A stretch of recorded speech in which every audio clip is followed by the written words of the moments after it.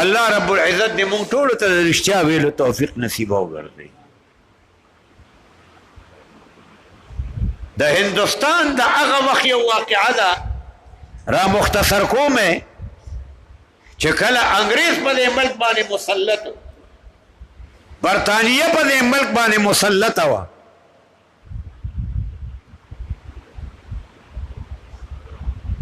یوه ځمکه ده په هغې باندې د هندوم دعوه ده چې دا زما ده د مسلمان هم پې دعوه ده چې دا زما ده خبره لاړه عدالت ته جج انګریز دی مسلمانان هم پیش شو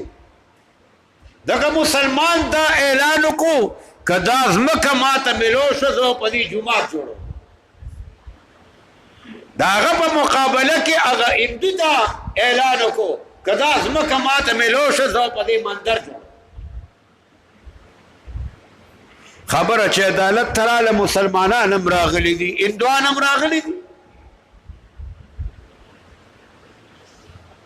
انګریز جج حیران دی چې مسله خو سنګینه شوه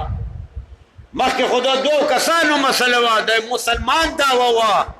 د یو هندو دعوه وه اوس خو دا معامله اجتماعي شوه او دې خو مذهبي رنګ اختیار کړ مسلمان وایي جومات پې جوړو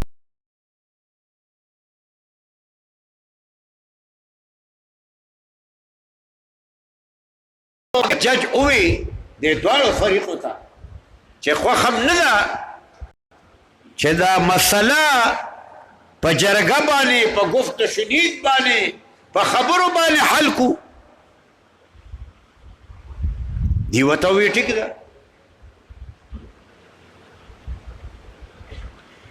هندوان ورته یو خبره کوي جج ته وایي صاحب یو سړی درته پټ ښایو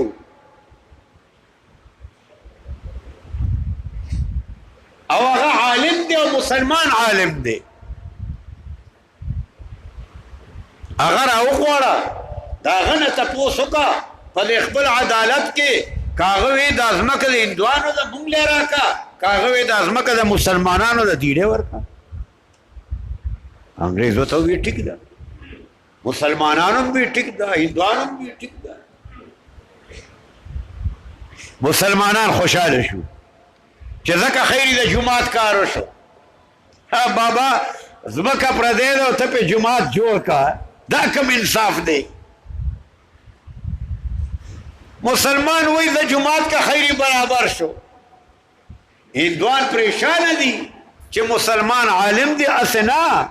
چې د مسلمانانو په حق کې فیصله وکړي او مسلمان په دې خوشحاله شو چې ځکه خیری مسلمان به خبره کوي فیصله به کوي نو د جومات کار برابریږي دا مسلمان عالم څوک دا مسلمان عالم دا هغه وخت یو ډېر لوی بزرګ شخصیت مفتی الهی بخش رحمت الله تعالی علیه د شاه عبدالعزیز رحمت الله علیه شاګردو او شاه عبدالعزیز رحمت الله علیه د شاه ولی الله رحمت الله علیه زوی دی دا ټول علمي خاندان دی نو ورله موقع ورکړه فلانې ورځ باندې راشئ دواړه ډلې راله مفتی الهی بخش رحمه الله هم راغوستی دي مسلمانان هم ولاړ دي هندوان هم ولاړ دي انګریز جج د مفتی صاحب نه تپوس کوي مفتی صاحب دا ځمکه د چا ده مفتی الهی بخش رحمت الله علیه ورته فرمایي چې دا ځمکه د هندوانو ده هغه ته حقیقت معلوم او ځمکه واقعي د هندوانو وی دا ځمکه د هندوانو ده وی که دا هندوان په دې باندې مندر جوړوي نو خیر دی مفتی الهی بخش ورته فرمایي وی چې یو شی د هغې دی ملکیت د هغې دی د هغې خوښه ده که په هغې باندې کور جوړوي او که مندر جوړوي جج فیصله ولیکله فیصله ولیکله د هندو په حق کې خو دغه فیصلې سره یو جمله ولیکله او هغه جمله ډېره د کار ولیکله او بیا د خپل فیصله سره د هغه جملې د خلقو ته وروله جج ولیکله فیصله او اخره کې ولیکله مسلمان مقدمہ ہار گئی اسلام مقدمہ جیت گیا مسلمان ہار گئی اسلام جیت گیا مسلمانان خو بظاہر مقدمہ بیللا فیصلہ دا ہندو پاک کیوں شوا خو اسلام اگٹلا اسلام وہی رشتیا ہوا ہے اسلام وہی رشتیا ہوا ہے مفتی صاحب رشتیا ہوئے لے نو اسلام اگٹلو مسلمانانو مقدمہ بیللا دا خبرہ چه مسلمانانو بوریدا او ہندوانو بوریدلا اگر ہندوانو پا غنڈ بانے آوازو کو وی کم اسلام چه در اشتیا ویلو دوم رضیات خیال ساتی نو اگر اسلام منگا قبلو لا الہ الا اللہ محمد الرسول اللہ لو کلا کلا دا خبرکو چه کمونگا مسلمانان ٹک شو کنا قسم پا خدا دا طول کافران ایمان ہوئی لو بس مونگا دا مسلمانان نا خراب دا مونگ تا روغ وایو مونگا رشتیا نوایو مونگا حق نوایو مونگا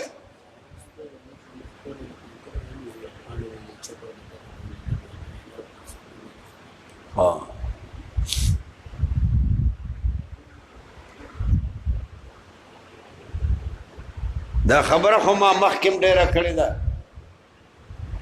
خدای کونتر بازو ته د یا الله هدایت کې او یا د خدای پاک سره د دغه کونتر او تباہ او برباد کی امین په وایي یا دې ورته الله هدایت کی دا د لوط علیہ السلام د قوم عادت دی دا عادت د اغینه پاتې چې هغه کې کم ناکار عادتونه نن هغه عادتونه مسلمانانو کې شته یا به مرزان جنگي یا به سپي جنگي او یا به کونترې ساتي دا د مسلمان کار دی نو دا چت جوړ شو په دې لکونه روپیو لګېدې بار نو دا دونه کلک شی خو نه دی او کونترباز کونترې الوځي او بیا ورپسې کاڼي مولي او هغه کاڼي په دې راغورځېږي نو کونترباز مونږ ته د علاقې معلوم دي که دې چت ته څه نقصان ورسېدو دا کونترباز به انشاءالله ټول راګېرو پکې خبره ټیک ده که نه او دا کونترباز دي که نه دا د سړي بچي نه دي پوهېږي نه بلکل کنی دا نصیحت په دې منبر باندې څو کرته ما وکړو بعضې کونترباز ما راغوستي دي او مخامخ مې ورته خبره کړه چې لکه دا کار مه کوه دا خو د یو ډېر ګنده قوم کار دی دا هغه قوم کار دی چې لوط علیہ السلام غوندې پیغمبر یې تکلیف کې کړی و او بیا خدای پاک هغه تباه کړل او تباه یې څنګه کړه جبریل امین ته وایي دا ځمکه پورته کا اسمان ته وخیجوه الوړې کا بیا الوړې کړه د پاسه پې د کاڼو باران وور